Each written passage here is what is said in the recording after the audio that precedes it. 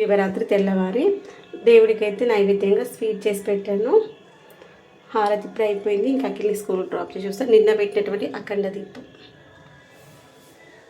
ఓం నమ శివాయ నమః. హర హర మహాదేవ శంభో శంకర. పాహి మాం రక్ష మాం రక్ష. ఇదిగోండి, ఈరోజు అయితే బ్రేక్ఫాస్ట్కి తోటకూర టమాటా వేస్తున్నాను. మన తోట వచ్చిన తోటకూరని అనమాట. నేనే ఆల్రెడీ నీట్గా ఏరు పెట్టేసుకున్నాను. దీన్ని ఇప్పుడు కట్ చేసుకోవాలి. ఆల్రెడీ కట్ చేస్తూ వాటర్లో వేస్తున్నాను. అటు తాలింపు కూడా వేసేసుకున్నాను. మెంతి కూర తాలింపులో వేసుకుంటే ఏ కర్రీలైనా టేస్ట్ బాగుంటుంది. మెంతి కూర వేసేసుకొని మెంతి కూర వేగిన తర్వాత ఆనియన్స్ కొంచెం పెద్దగానే వేసింది. మధ్యలో కర్రీలు అలా బాగా అనిపిస్తుంది. తర్వాత వచ్చేసి అఖిల్ కోసం అయితే ఇప్పుడు బ్రేక్ఫాస్ట్కి జొన్న రొట్టె వేస్తున్నాను. దానికోసం వేడి నీళ్ళు మసల పెట్టేసి దాంట్లో చిటికెడు ఉప్పు వేసాను. ఉప్పు కూడా కరిగిపోయింది. ఇదిగో లంచ్కి పప్పుచారు విత్ తోటకూర. ఇదిగోండి పచ్చి జొన్నది పిండి పట్టించుకున్నాం కదా, దాన్ని ఇదిగోండి నీళ్ళు ఎక్కువనే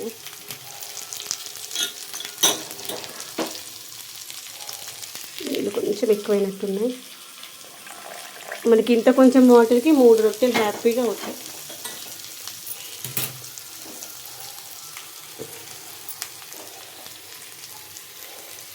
హెల్తీగా ఉన్నటువంటి ఫుడ్ పెడితే కొంచెం పిల్లలు స్కూల్లో ఆడినా చదివినా వాళ్ళకి ఎనర్జీ అనేది లాస్ అవ్వకుండా హ్యాపీగా ఉంటారు.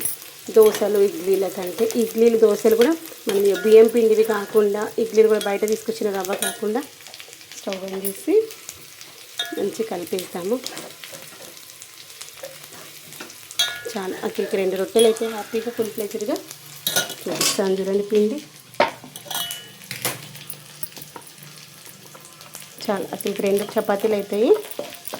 అంతకు మించి ఎక్కువ కూడా తినదు. మూత పెట్టేసాం, కాసేపు మగ్గుతుంది పిండి. అప్పుడు మగిలిన తర్వాత పిండి పిచ్చుకుంటే బాగుంటుంది రొట్టెలు. ఈ యొక్క వెల్లుల్లి ఉంది కదా, ఎల్లిపాయలు ఇలా సన్నగా చాప్ చేసిన.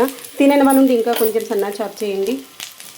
ఇది మా హస్బెండ్ తినరు కాబట్టి పెద్దలు వేస్తే మా హస్బెండ్ తింటే ఇంకా చిన్నగా చాప్ చేస్తే అప్పుడు ఏరడానికి ఆప్షన్ లేకుండా చాప్ చేసుకోవాలో బాగుంటుంది. తాలింపులో ఒక 2 నిమిషాలు మంచిగా వేగనే బాగుంటుంది. ఇది చూస్తారా, మెంతి కూర మొత్తము మనకి ఆయిల్లో వేగిపోయింది. ఇలా వేగిపోతే మనకి చేదు రాదు, కర్రీకి టేస్ట్ బాగుంటుంది. తర్వాత ఇదిగో తోటకూర కొంచెం కొంచెంగా తీస్తూ కట్ చేసేసుకుంటున్నాను. ఇంకా కొంచెం ఉంది, అది కూడా కట్ చేద్దాము. ఇలా కొంచెం కొంచెం నేను కాడలతో సహా అంతా ఏరి పెట్టుకున్నాను. కాడలు కూడా కొన్ని ముద్రపోయినవి ఉన్నాయనుకోండి, వాటికి ఇదిగోండి పైన పొట్టు తీసేసుకోవాలి. తీసేస్తే అవి మనకి గట్టిగా ఉండవు. ఈ స్టేజ్లో పసుపు వేసేసుకుందాము. టమాటా ఇది కొంచెం మగ్గి దీంట్లో ఉన్నటువంటి వాటర్ అంతా కంటెంట్ పోయేంత వరకు టమాటా వేయట్లేదు. ఆ లోపల ఇంకొంచెం తోటకూర ఉంది, తోటకూర కట్ చేసి వేసేద్దాం. ఇది కట్ చేసి వాటర్లో వేసుకుందాము. ఇంకొక 2 కట్టల వరకు ఉంది, అది చేస్తే ఇది చేసేసుకోవచ్చు. ఆల్టర్నేట్గా 2 పనులు చేసేసుకుంటే ఈజీగా అయిపోతుంది. అటు తాలింపు వేసుకుంటూ ఇది చేసేసుకోవాలి. ఇవి వాటర్లోకి వెళ్ళి ఇలా గట్టిగా పిండేస్తూ తీసామనుకోండి, వాటర్ అంతా వచ్చేస్తుంది. ఇలా చేత్తో షేక్ చేసి మిగిలిందంతా వచ్చేస్తుంది. పిల్లలకైనా మనకైనా ఆకుకూరలు చాలా మంచిది కదా.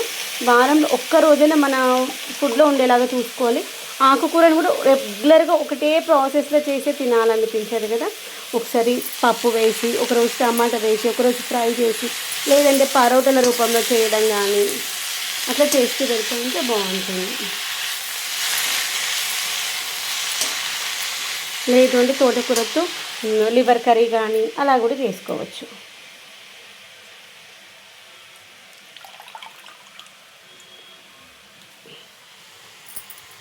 ఇదంతా మగ్గుతే ఎంత కాదు తెలుసా.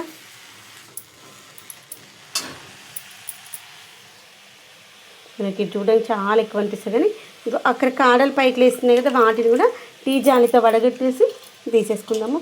నైట్ డిన్నర్కి అయితే జొన్న దోశ అనమాట, చూపిస్తాను. ఇంకోండి జొన్న దోశకి నైట్ మిక్సీ పెట్టేసుకున్నాను.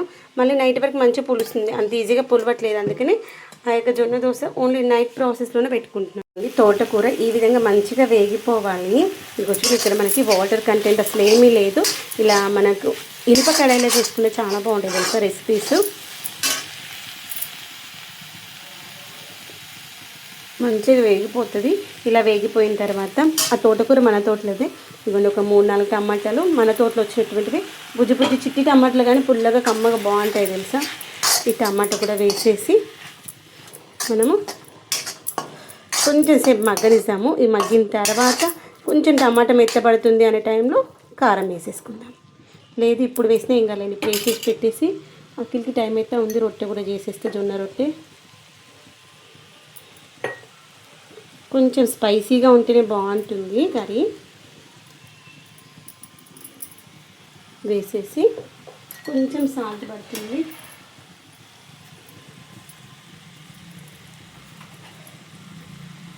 ఆకుకూరల్లో సాల్ట్ చూసుకొని వేసుకోండి, ఎందుకంటే ఆకుకూరలోనే సాల్ట్ ఉంటుంది కాబట్టి. ఇంకా ఫైనల్గా ఇంకా మిగిలింది కొత్తిమీర ఒక్కటి దించే ముందు వేసేస్తాను. ఇది మంచిగా మగ్గనిద్దాము. ఇప్పుడు దీంట్లోనే వాటర్ రిలీజ్ అవుతుంది కదా, కాబట్టి అడగంటే ఛాన్సెస్ ఉండదు. ఇంతకుముందు వాటర్ కంటెంట్ అంతా పోయేంతవరకు అన్నాం కదా.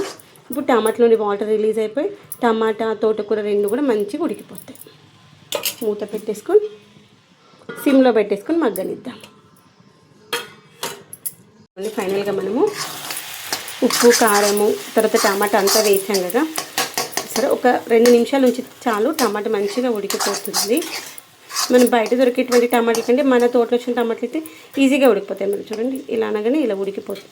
అదే బయట టమాటా చాలా టైం పడుతుంది, సన్నగా చాప్ చేసుకోవాలి, ఉడకడానికి టైం పడుతుంది అనేటువంటి. ఇది పెద్దగా వేసిన ఈ యొక్క పైన తొక్కలు ఉన్నాయి కదా వాటితో సహా మంచిగా ఉడికిపోతాయి. ఇప్పుడు ఈ స్టేజ్లో కొత్తిమీర ఉంది కదా, నేనైతే కొత్తిమీర కొంచెం ఎక్కువగానే వేస్తాను. ఆకుకూరలు ఏవైనా ఆకుకూర కర్రీలు అయినా వేరే కర్రీలు అయినా ఎక్కువ క్వాంటిటీని వేస్తాను అన్నమాట. టేస్ట్ చాలా బాగుంటుంది. ఇంకోండి ఇంత బాగుంది అసలు. ఇప్పుడు చూస్తుంటే టెంప్టింగ్గా ఉంది. ఇంకా దీంట్లో ఇంకేం వేయాల్సిన అవసరం, మనం వేసింది ఏంటి ఓన్లీ ఉప్పు కారము తాలింపు టమాటాలు తోటకూర కొత్తిమీర వేసాను అంతే. అంతకుమించి ఇంకేం అవసరం లేదు. నేను అటు కోసే లోపల ఇటు ఉడికిపోతూ ఉంది. నేను కొత్తిమీర వేసే లోపలే కర్రీ దగ్గర పడింది చూసారా. ఇంకో 2 నిమిషాలు ఉడికితే సరిపోతుంది. ఆ లోపల ఇంకా పప్పుచారు చేద్దాం అనుకున్నాను కదా, పప్పుచారు కోసం అయితే పప్పు ఉడకబెట్టేసుకున్నాను. ఉడకబెట్టేసి తీసేసా. దాంట్లోకి సొరకాయ కట్ చేస్తాను. సొరకాయ ఎక్కువ క్వాంటిటీలో వేసినాను, ములక్కాడలు ఏం లేవు. సొరకాయ వేసేసుకొని తాలింపు వేసేటప్పుడు చూపిస్తాను.